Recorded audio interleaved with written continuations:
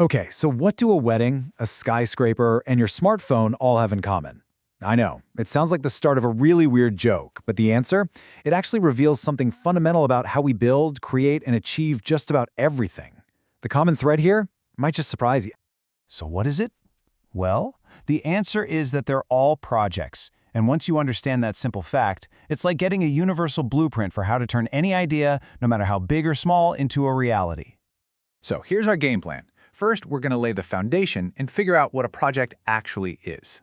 Then, we'll look at how projects literally build our world, invent our future, and are constantly making things better. And you're going to want to stick around because by the end of this, you'll realize you're a project manager, even if you don't have the fancy title.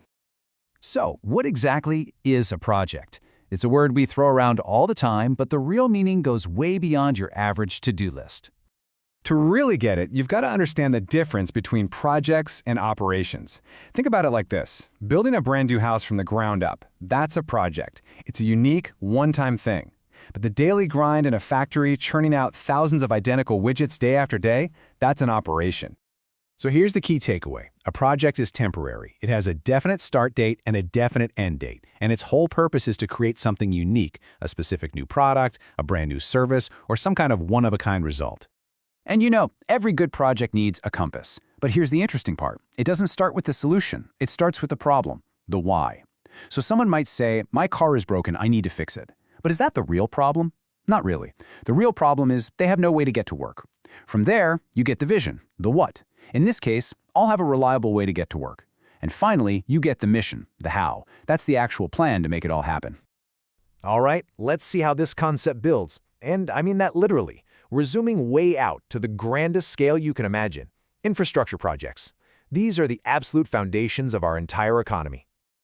Yeah, we're talking about those massive undertakings that make modern life even possible. The roads and airports connecting us, the networks that let us talk across the globe, the grids that power our homes, even the parks where we go to relax. All of these systems, they're the bedrock of society. And the scale of these projects is just staggering. Take the Grand Paris Express, for example. It's this huge project to expand the city's metro system. The price tag for that one project?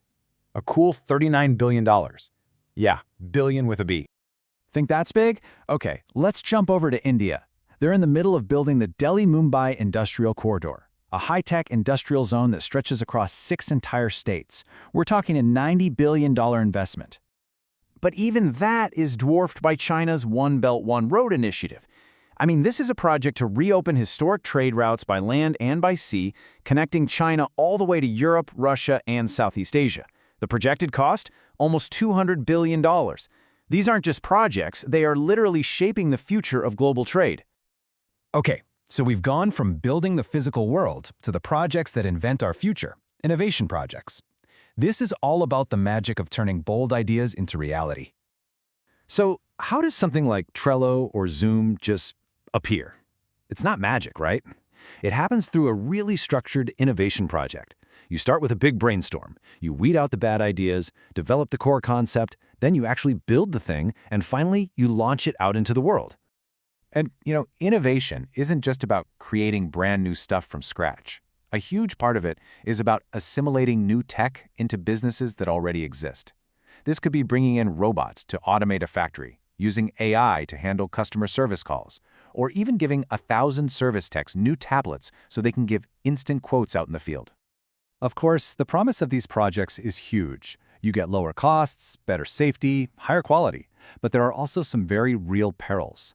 The cost for new robots can be massive. And who hasn't been driven absolutely crazy by an automated phone menu? You know the one? Press 1 for this, press 2 for that. I'm sorry, I don't understand. A bad implementation can frustrate customers so much they'll leave you for good. And that risk of getting it wrong leads us perfectly into our next type of project, the improvement project. This isn't about creating something from nothing, but mastering the art of making what you already have even better. So why improve? Well, sometimes you're forced to, like with a new safety regulation. But a lot of the time, it's about performance or cost. I actually worked on a project once where we replaced this metal part that cost $125. The improvement project created a new plastic version that cost just $8, and get this, it was actually more durable. That's the power of a really good improvement project. A core philosophy that drives all this is called Kaizen, which basically means continuous improvement. It's this idea that you don't need one giant leap. Instead, everyone in the organization helps make small, constant changes that improve the product and the process every single day. Okay, so we've talked about massive infrastructure and cutting-edge tech, but now let's bring it all back down to earth, to a personal level, and discover the project manager in all of us. One of our sources put it perfectly, and I love this quote. There's never been two identical weddings in history. Definitely a project. And when you stop and think about it, it's absolutely true. I mean, just look at it. A wedding fits our definition to a T. It has a unique goal. It's a one-time celebration. It's got a fixed schedule. You can't just postpone it from Saturday to Tuesday on a whim. It has a budget and dedicated resources, like the couple, their family, maybe a planner. It's a classic project. And once you see it, you start seeing it everywhere. Planning that summer vacation? That's a project. Writing a huge paper for school? Totally a project. Remodeling your kitchen? Oh yeah, that's definitely a project. You're managing scope, schedules, and budgets constantly in your own life. And that brings us to the final thought here. Now that you can see the world through this lens, as a series of unique, temporary journeys with clear goals, it really changes how you can approach your own ambitions. So what's your next project?